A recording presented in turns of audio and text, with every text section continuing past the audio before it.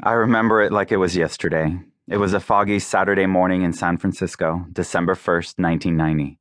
My parents and sister were out of the house, and I was reading alone at the kitchen table. Around 10 o'clock, I noticed the family across the street drive away in their blue Jeep. The mom, dad, and two-daughter team returned home just a couple of hours later, but now they had a dead tree tied to the roof of their car. Well, the tree wasn't exactly dead, as in brown without any leaves on it or anything like that. It was actually very green and lush, but the tree's trunk had been sawed off, so there was no way to replant or revive it. Stranger still, the neighbors didn't carry the tree through the side gate to the backyard, where I expected a 5-foot tree to go. They hauled it up the stairs and into the living room. They had opened the curtains and positioned the tree by the window for everyone to see. What in the world were they doing? Mesmerized, I put the book down and watched as they proceeded to wrap the tree with string lights and crown it with what looked like a Barbie doll at the very top. Like some perfectly timed prank, our next-door neighbors pulled into their driveway with an identical tree in the back of their truck, and then a station wagon drove past our house with a similar tree sticking out the back.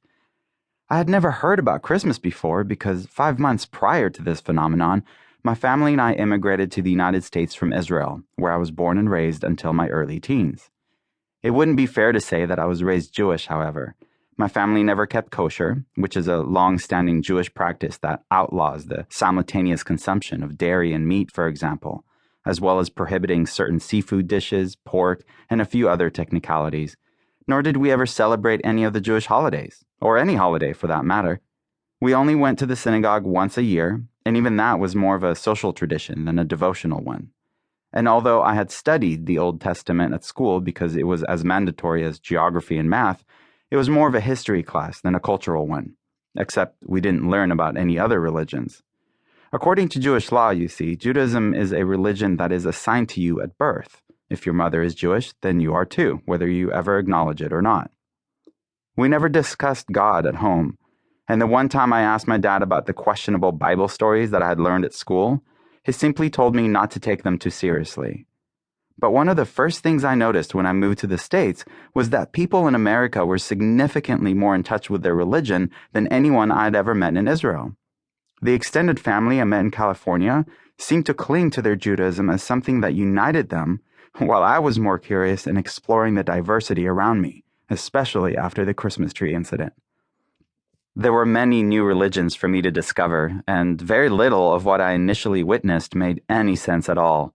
It turns out Christmas trees have nothing to do with Christ, and although Easter is about Jesus' resurrection, the holiday focuses mainly on the Easter Bunny, who only appears cute and cuddly, but apparently judges children as either good or disobedient.